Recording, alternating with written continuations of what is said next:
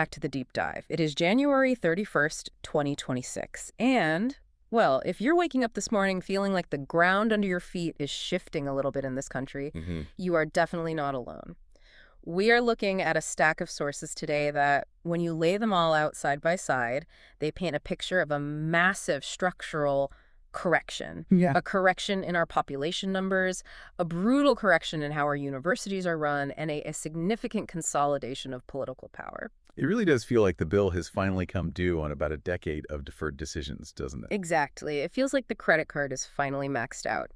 Our headline story today is based on a breaking report from the Canadian press about a massive financial black hole just opening up in our university system. Right. But this isn't just about balance sheets or, accountants sweating in a back room. It's a high-stakes game of constitutional hot potato over who is actually going to fix it. And the potato, in this case, is this multi-million-dollar deficit that is currently forcing historic institutions to, well, sell off their own furniture, metaphorically speaking. And literally speaking, as we'll get to in a minute. Our main source centers on some really, really stark comments made yesterday by Immigration Minister Lena Diab in Halifax. But to really get the mood of the country, we have to widen the lens. We've got a leadership review that just solidified the conservative grip on power, some nervous news from the auto sector, and a cultural loss that I think has left a lot of Canadians feeling a bit untethered today. It is a heavy stack, but the mission for this deep dive is to connect these dots. Yeah. We need to unpack why the federal government is basically telling universities to go ask the provinces for a bailout. Yeah. And why this drop in international students is happening so much faster and, frankly, more violently than anyone predicted.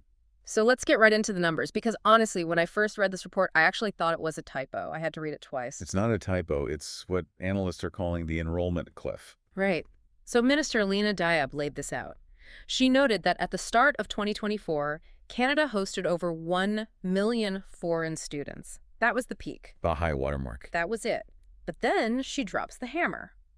By November 2025, so just 2 months ago, that number had plummeted to approximately 700,000. Just pause on that for a second. We really need to wrap our heads around the scale of that.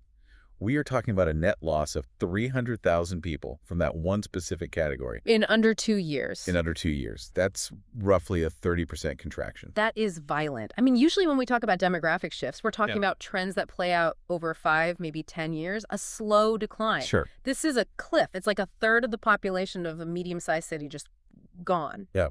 Overnight. It is a cliff. And it's crucial to understand that this isn't a natural market fluctuation. It's not, that students suddenly decided they didn't like maple syrup. This is a policy-induced correction. Minister Diab was very explicit about the why. She stated that the post-pandemic influx pulled unsustainable pressure on critical infrastructure. And she was specific. She listed healthcare and housing, right? She did. And this is the tension point that has defined the last 2 years of Canadian politics. The federal government realized, perhaps a bit late, depending on who you ask, that while they control the flow of people with visas, they don't control the infrastructure those people actually need. You can stamp 1 million visas, but you can't stamp 1 million apartment units or family doctors into existence.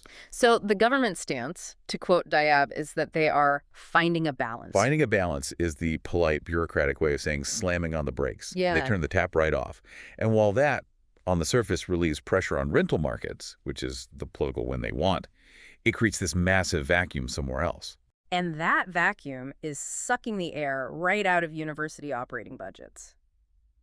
This is the part that I think the average person might miss. We all know international students pay more tuition. We've heard that. Sure. But I don't think people realize the extent to which the entire Canadian university business model was built on that one revenue stream. It was the cornerstone. I mean, the context of the report kind of hints at, but we need to be really explicit about it. Okay. For the last decade, provincial governments have largely frozen or even cut domestic tuition and operating grants. So to keep the lights on, to keep the labs running, to keep the rankings up, universities turn to the international market. Because they can charge whatever they want there. There's Right? no cap. Essentially, yes. It's an an unregulated market. Yep. International students pay 3, 4, sometimes 5 times what a domestic student pays. Wow. So these students weren't just attending class, they were effectively subsidizing the education of Canadian students. They were the margin that kept the whole business solvent. Right. So let's unpack this with an analogy. It's like running a restaurant where the locals pay $10 for a burger that actually costs $12 to make. You're losing money on every local. But then tourists come in, and they'll happily pay $50 for that same burger. Right. The tourists cover the loss on the locals, and they pay the rent. That is a perfect analogy. And now the government has basically put up a roadblock that stops the tour buses from coming. So when you strip away 300,000 of those high-margin customers in 24 months... the math just collapses. The subsidy is gone. Yeah. And now we are seeing the real-world consequences, which brings us to the Memorial University story. Oh, this is the canary in the coal mine. It really is. This part was shocking to me. Memorial University in Newfoundland and Labrador is in a liquidity crisis. They need to cut $25 million in spending, but they aren't just, canceling the holiday party. They're selling assets. They're liquidating. Specifically, the report mentions they are selling off several buildings, including their campus in England. That detail is just devastating. I didn't even know they had a campus in England. Many top-tier universities do. It's a prestige asset. Having a campus in Harlow, England, or somewhere in Europe, it's a recruitment tool. It tells the world we are a global institution. Right. It offers study abroad programs that attract high-quality students. For Memorial to put that on the auction block, It's a signal, a big one. it's a massive signal. It tells you they are desperate for cash now. You don't sell your prestige assets unless you're having trouble making payroll. It feels like a family selling the heirlooms to pay the mortgage. That is exactly what it is. It's selling the long-term equity to solve a short-term liquidity crunch. And Memorial isn't unique. They're just the first one to make headlines with something this drastic. So every university is doing this math right now. Every major institution in Canada is doing a version of this math. They're looking at their ledgers and just seeing red ink everywhere. Which leads us right back to the conflict Minister Diab addressed in Halifax. The universities are screaming at the Fed, saying, hey, you changed the immigration rules, you cut our revenue, so you need to help us fill the hole. And Diab's response was, well, it was incredibly blunt. She didn't deny they were hurting. She acknowledged the concern. But then she drew a hard constitutional line in the sand. She said explicitly that provincial governments are responsible for any financial help the sector needs. Not my department. Basically. And technically, she's right. Under Section 93 of the Constitution Act, education is exclusively a provincial jurisdiction. Right. The feds are saying, we control the border, we closed it for housing reasons. If your schools are broke, go talk to your premier. But isn't that a bit rich? I mean, the feds created the market conditions, the open tap that allowed universities to get addicted to this cash in the first place. Now they close the tap and just wash their hands of the withdrawal symptoms. That is exactly the argument the provinces and the universities are making. They're saying this is a federally created crisis. Yeah. But the feds are making a calculated political bet here. What's the bet? They're betting that the average voter cares more about housing availability and strained health care than they do about university balance sheets. And meanwhile, the provinces aren't exactly swimming in cash either. Not at all. They can't just write a blank check to cover a massive deficit that appeared overnight. So you have a standoff. The feds point to the provinces point to the feds. And in the middle, you have institutions like Memorial selling off real estate in England just to survive. Yeah. It really highlights how fragile that whole ecosystem was. It relied on infinite growth. It relied on a Ponzi scheme of enrollment, to be blunt. It relied on next year's cohort paying for this year's expenses. When that stops, well, the fragility is exposed immediately. I want to pivot here because this sense of fragility seems to be a theme across the whole source stack today. This isn't happening in a vacuum. No, it's not. The political landscape is also shifting under our feet. Right. You can't separate the policy from the politics. The Liberals are taking this hard line on immigration, partly because they're reading the room. And speaking of reading the room, the source mentions a major event for the Conservative Party. Yeah, while the Liberals are fighting with universities and provinces, Pierre Poilievre seems to be taking a victory lap. He has absolutely cemented his leadership. There was a mandatory leadership review mentioned in the report. Now, these reviews can be tricky. They can be, yeah. Leaders have been toppled by them before. But not this time. The numbers were just decisive. He got 87.4% of the vote from delegates. 87.4% is huge. In Canadian politics, anything over 75% is considered solid. Over 85%. That is a coronation. It means there is almost no internal dissent. The party is unified behind him. And you contrast that with the friction the Liberals are dealing with. You have Liberal MPs probably hearing from angry university presidents, angry constituents about housing. It feels chaotic on one side and very disciplined on the other. That's the narrative contrast, exactly. The conservatives are projecting stability and discipline. We are ready to govern. The liberals are in crisis management mode, trying to plug holes in the dike. The Liberals did fire back, though. The source says they released a statement calling his leadership empty slogans and reckless stunts. Which is standard operating procedure. But, slogans work when people are frustrated. And if you look at the economic note in our stack, the GM layoffs in Oshawa, people are frustrated. That was a tough detail to read. Residents in Oshawa punching out of their final shift early Friday morning. It just reinforces that broken narrative. You have high-tech manufacturing jobs in jeopardy. You have the knowledge economy universities in crisis. If you're a worker in Canada right now, where is the safe harbor? It contributes to this general hum of anxiety.